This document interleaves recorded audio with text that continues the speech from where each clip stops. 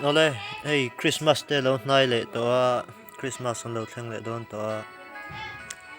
tun tuma hian in citation siam dan mobile phone atanga siam dan kan zir dona e citation siam nan e poisa tam tak tak kan seng thina chu po e then te chu kan du thu sam ani lo deuh thina ni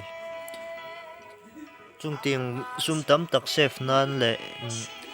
manin thiam ve nar hrim po tun tuma hian citation siam dan kan lo ti chuak dona lo hmang tang kai ve nge yang ti kan ring ani application pakhat kan ma mo a pixel app ti hi ni a play store a khan download tur oma i description a hian in download link kha ka danga hindu len lo wa download don ani kan lu tang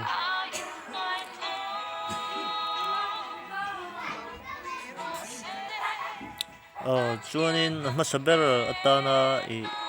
poimo chu het tilai copy ang deuh a hian han lut la color te hian background color kha thang hasa angi du ber kha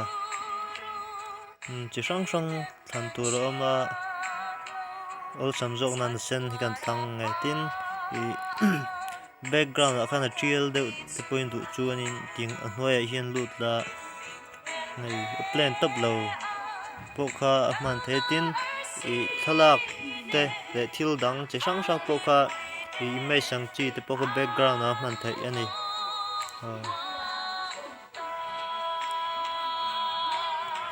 chuanin i an thalak ida tel du ni chuanin ta hian han lut la import te hian lut leang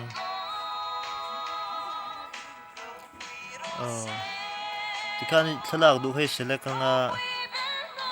tun tuma hian ka thian pa boral ta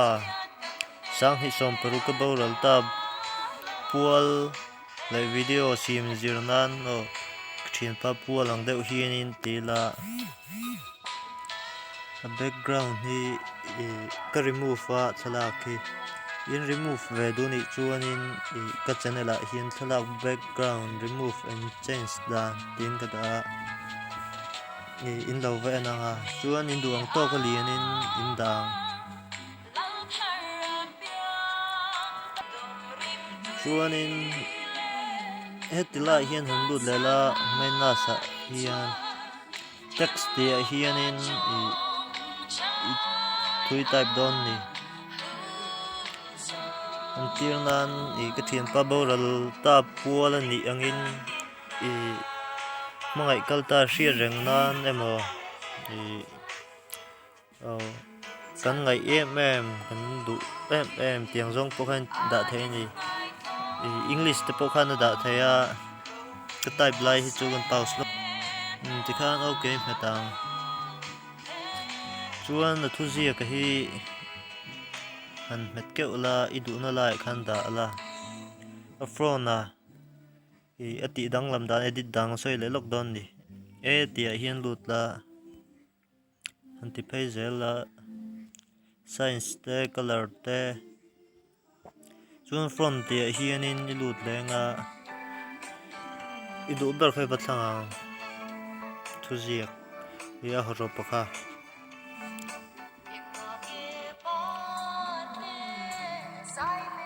chuanin hanti phei le zela size sa hian in lut la ati hniam ti te theya ati len thei bok ani chuanin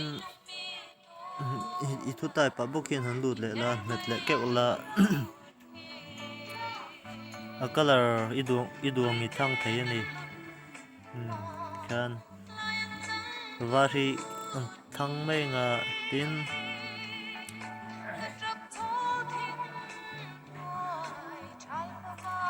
lut le la underline bold te du san tur chi sang sang am ani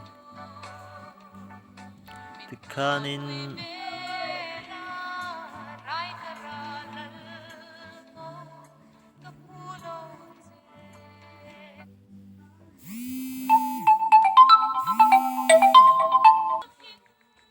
chuanin craft fa hian han lut la han update la tiang te pawh khanin i ti thei ni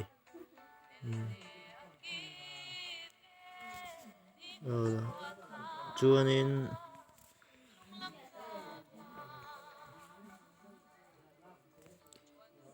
loving memory te in ti vel mai tai la chuanin headlight flash ah hian han lut le ra text ah hianin an hming type leng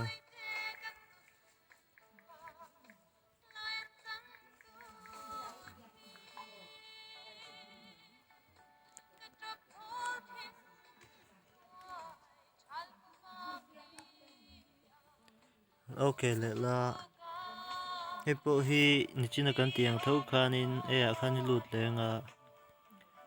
phone ah hianin iduang khanin a thu zia ka khai ti danglam le thei ni ti te hian han ti la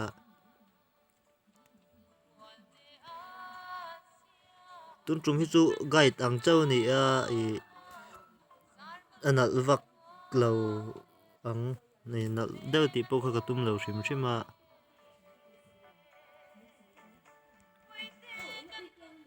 loving memory chuanin pian kum le a thi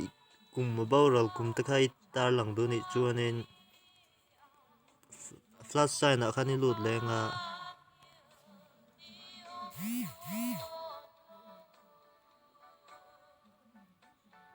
a pian kum hi ka hre chiang che lo kan ris menga khan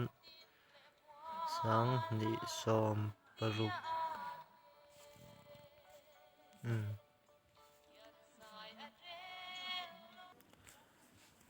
chuanin ila edit du ni pon edit kual le vel la chuanin a thua kan type to don ni tuna antina kan hmai le kan ngai em la ya tiang zong te khanin i du chuin type an nei lo pon lom puina ni chuanin lom puina zong te khanin type anga a thu ka type lai chu kan pause lok mai nge video a rei lu tuk lo nan ti khanin thu ka type so okay ka met lenga hi ti pawh hi na ti theia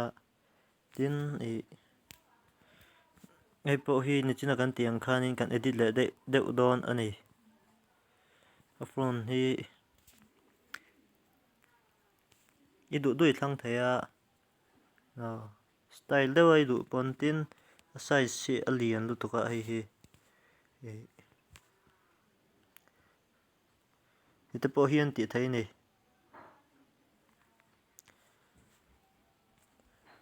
kan ngai le kan thlak hle em la ya chuan a thu hei chu a guide ang chauh kha ni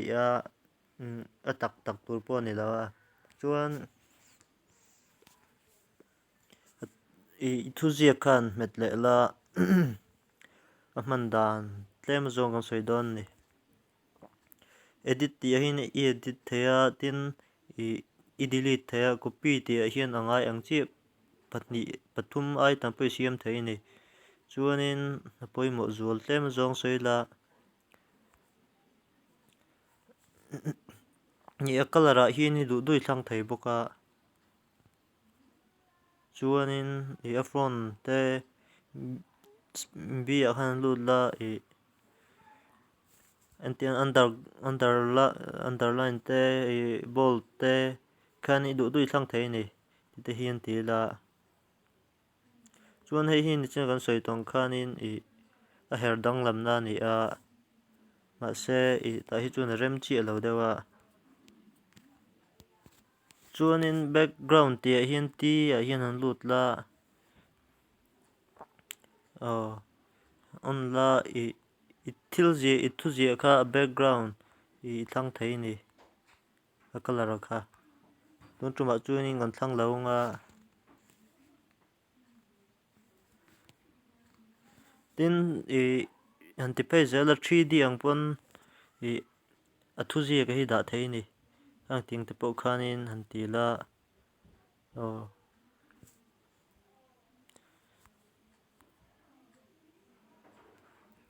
ti te pawh hian han ti la